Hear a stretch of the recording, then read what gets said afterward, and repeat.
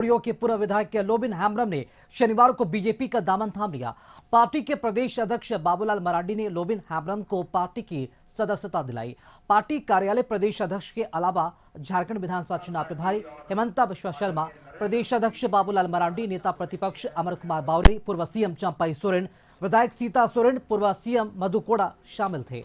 सदस्यता ग्रहण करने के बाद लोबिन हेम्ब्रम ने कहा कि मैं पूरी जिंदगी झारखंड मुक्ति मोर्चा के लिए समर्पित रहा। मुझे दिशोम गुरु शिबू सोरेन ने हाथ पकड़कर राजनीति सिखाई है और उन्होंने कहा कि आज झारखंड मुक्ति मोर्चा शिबू सोरेन वाले पार्टी नहीं है। उन्होंने बताया कि राज्य के संथाल क्षेत्र में डेमोग्राफी बदल रही है, बांग्लादेशी घुसपैठ हो रही है, झारखंड का विकास अब बीजेपी ही कर सकती है। वहीं बाबूलाल मरांडी और सीएम हेमंता ने जेएमएम पर निशाना साधा। हमारे गुरुजी का शिबू सोरेन का जो स्थिति है आप सभी लोग जान रहे हैं, लेकिन फिर भी हम लोगों ने हेमंत सोरेन पर विश्वास किया था और उसका चुनावी एजेंडा जो था, हम लोगों के साथ साथ पूरे झारखंड के लोगों ने विश्वास किया था कि आज इस एजेंडा को लेकर चलेंगे और यहाँ के आदिवासी मूलवासियों को अपना न्याय और अधिकार मिलेगा। लेकिन माननीय गुरुजी शिबू सोरेन के समय का जो झारखंड मुक्ति मोर्चा था, आज वो नहीं। जानते कि कितने वर्षों से, बचपन से हमें लगता है कोई और दूसरे दल के ये लोगों ने अपनी शुरुआत नहीं किया है। यानी जहां झारखंड मुक्ति मोर्चा को छोड़ा वहीं से ये लोगों ने अपनी राजनीतिक जीवन के सफर को लोगों ने शुरू किया। अगर आज झारखंड मुक्ति मोर्चा उस मुकाम तक पहुंचे तो उसमें से इन लोगों का, जिसको कहते हैं ना कि मेहनत, पसीना, परिश्रम, ये कारण नहीं हुआ। हमारा तो उम्मीद है धीरे धीरे धीरे धीरे तमाम जेएमएम का नेता हमारा साथ शामिल हो या जेएमएम में आ जाए कि दोनों लड़ेगा एक साथ। चुनाव लड़ने का क्या जरूरत है? राष्ट्र प्रथम है,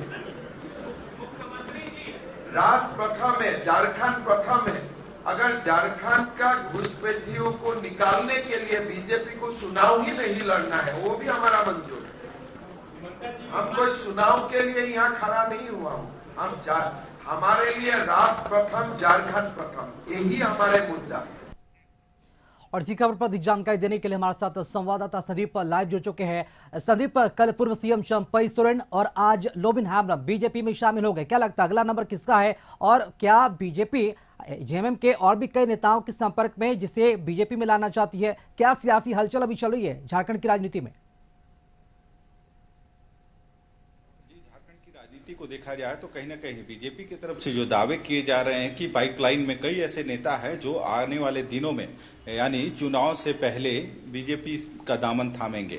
हालांकि यदि कल से इसकी शुरुआत की बात करें तो चंपई सोरेन ने कल बीजेपी का दामन थामा है, जिसके बाद आज लोबिन हेम्ब्रम जो जेएमएम के बोरियो विधायक थे, हालांकि उन्होंने बगावत करते हुए निर्दलीय लोकसभा का चुनाव लड़ा था, जिसके बाद से ही कहीं न कहीं कयास लगाए जा रहे थे कि लोबिन हेम्ब्रम भी बीजेपी का दामन थाम सकते हैं। हालांकि इसमें आज पूर्ण विराम लग गया और पार्टी कार्यालय में लोबिन हेम्ब्रम ने प्रदेश अध्यक्ष बाबूलाल मरांडी के समक्ष कह सकते हैं पार्टी की सदस्यता ग्रहण की। और इस कार्यक्रम में जो विधानसभा प्रभारी हैं हेमंत बिश्वा शर्मा, उसके अलावे बाबूलाल मौजूद ही थे, उसके अलावा सीता सोरेन की बात करें तो सीता सोरेन, चंपई सोरेन, ये सारे इस कार्यक्रम में शरीक हुए थे और उनकी उपस्थिति में कह सकते हैं आज लोबिन हेम्ब्रम ने बीजेपी का दामन थामा।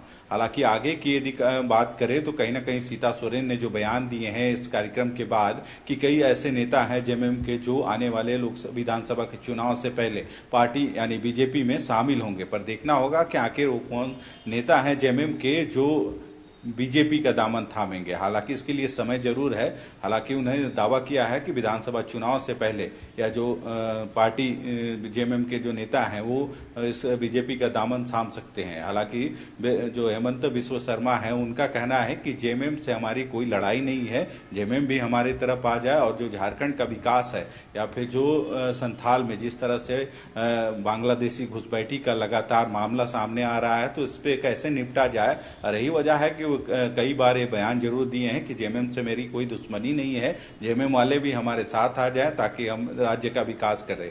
तो अब देखना होगा कि आगे के जो इस राजनीतिक उठापटक है उसमें और कितने लोग हैं जो बीजेपी का दामन थाम सकते हैं, या फिर ऐसा भी हो सकता है कि आने वाले दिनों में बीजेपी से भी कोई नाराज होकर दूसरे दलों में शामिल हो सकते हैं। पर जो चुनाव है और चुनाव से पहले जो इस तरह की जो कह सकते हैं घटनाएं हमेशा देखने को मिलती है, जो पार्टी से कहीं ना कहीं अगली तस्वीर का भी इंतजार रहेगा। संदीप, एक अहम सवाल यहाँ पर यह भी उठता है कि बीजेपी में शामिल होते ही लोबिन हैम्ब्रम ने एक और मुद्दा उठाया। हालांकि वो उस मुद्दे को पहले से छेड़ते रहे हैं। डेमोग्राफी, बदलते डेमोग्राफी का मुद्दा उन्होंने उठाया है, घुसपैठियों को लेकर, बांग्लादेशी घुसपैठियों को लेकर। तो क्या लगता है आगामी विधानसभा चुनाव को लेकर बीजेपी इसे कितना भुना सकती है, और क्या ये हेमंत सोरेन के लिए और झारखंड में महागठबंधन सरकार के लिए क्या ये नुकसानदायक हो सकता है?